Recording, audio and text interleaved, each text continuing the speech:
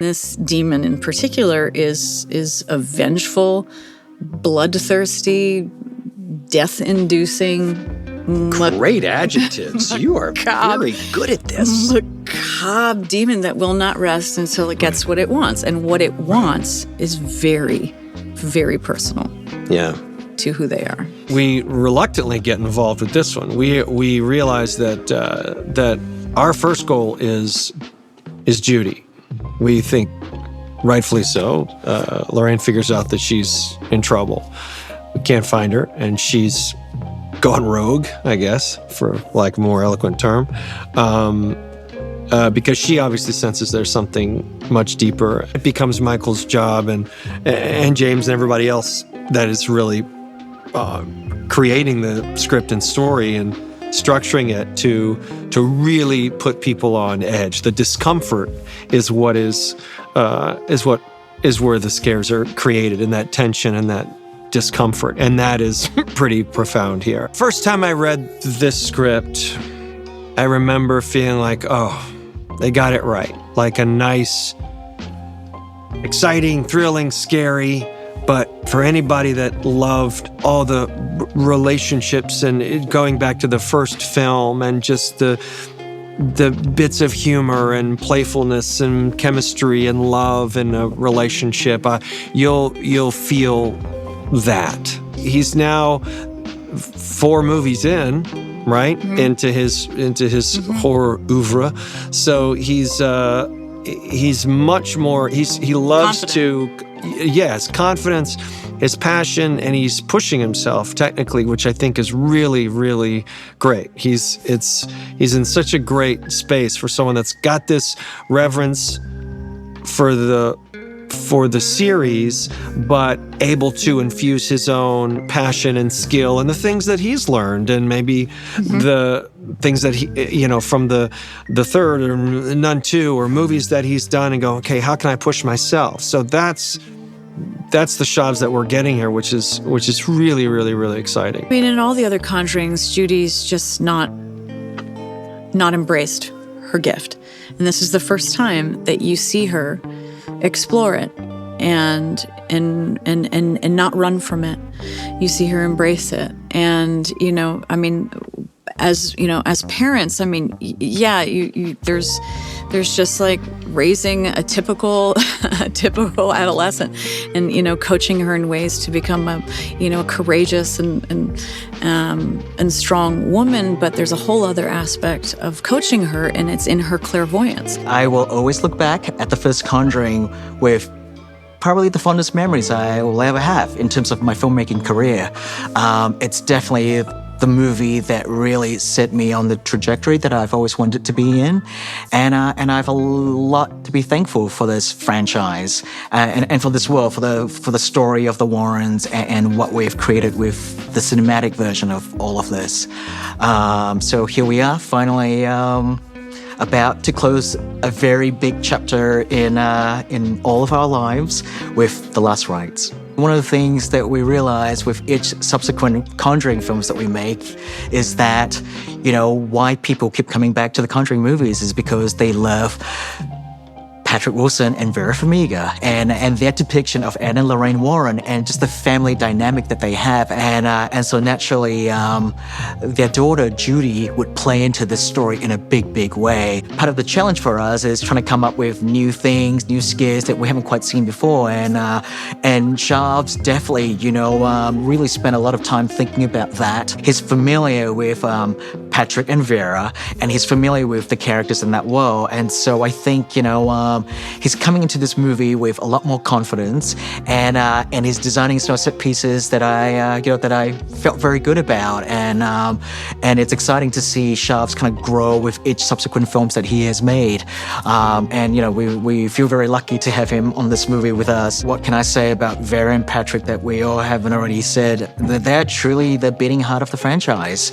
They're the reason why fans keep coming back. It's because of what they've embodied with these characters and what they bring to the franchise, to these films. And, we're very thankful to them for all of that. I'm super lucky on the first movie to have worked with them and ultimately to be their friends. And there's two truly terrific people.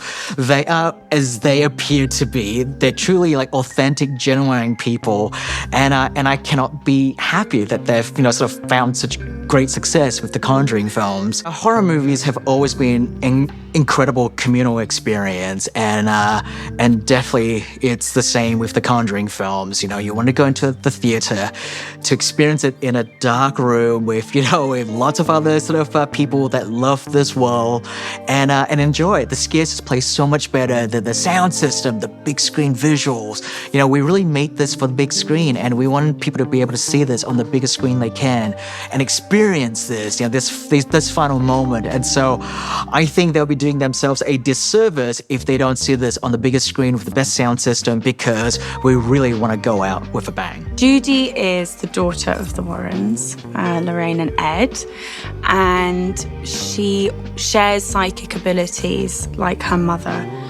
I had the pleasure of meeting and chatting to the real Judy Warren, who also came to visit us on set, and I was able to go for dinner with her. So it was brilliant because I was sort of developing a Judy that was, I guess, unique and in line with what's in the script, which is also very close to who Judy is, but there are elements that you sort of have to adapt.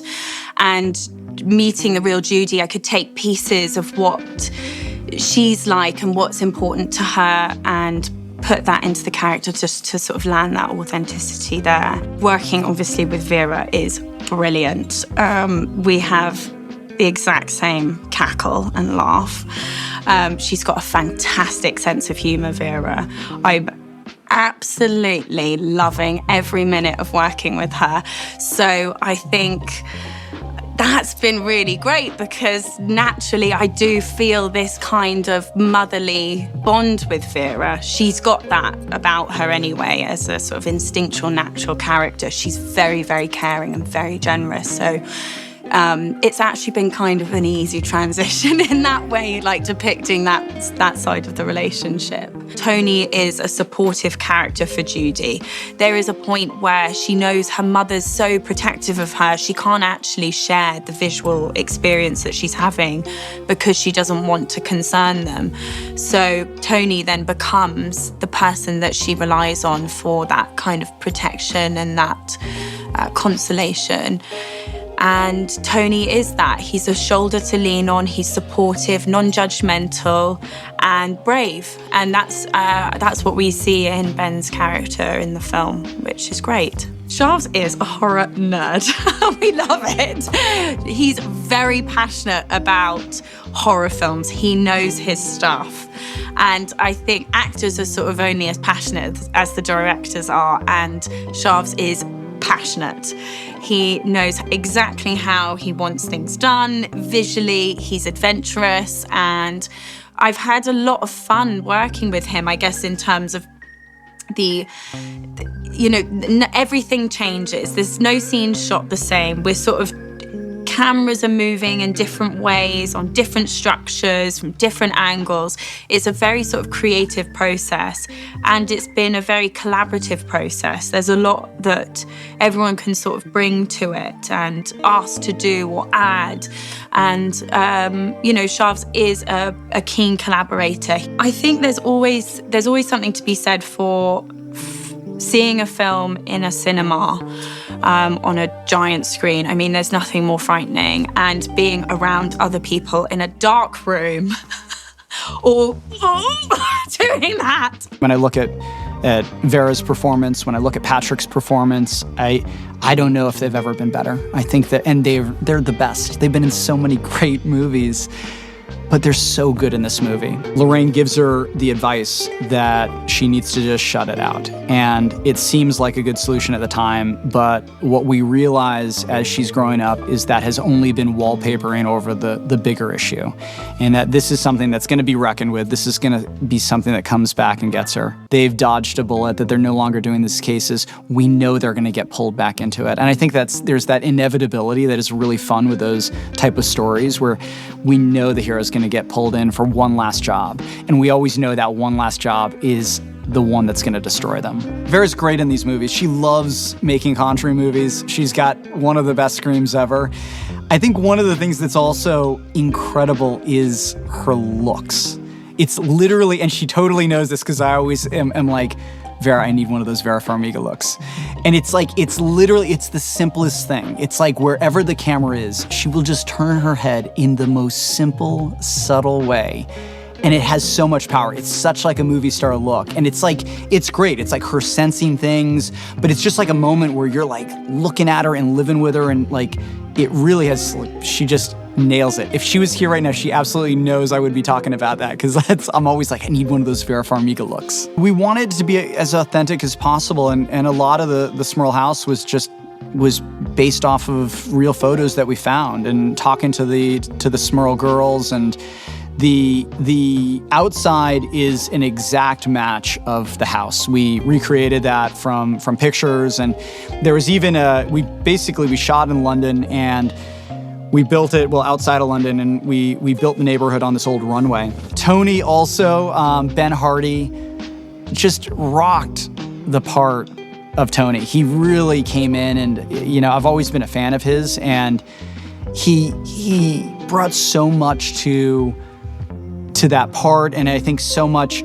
he was disarming and funny and kind of a klutz when he needed to be, but then he also had so much depth to him. James and Peter have been the best collaborators and partners in making this series, and I'm so grateful to both of them for letting me into this world and giving me as much support as they have, and they've always been supportive and collaborative and just always trying to make the best movie possible. And I'm so lucky to have been a part of that. I think that first Conjuring movie changed their lives, and as I said, it changed my life, and it's just cool to have been a part of that journey, to be brought along with it. He comes in very, very, eager-eyed, fresh-faced, doesn't really know anything about the Warrens, only kind of snippets of what Judy's told him.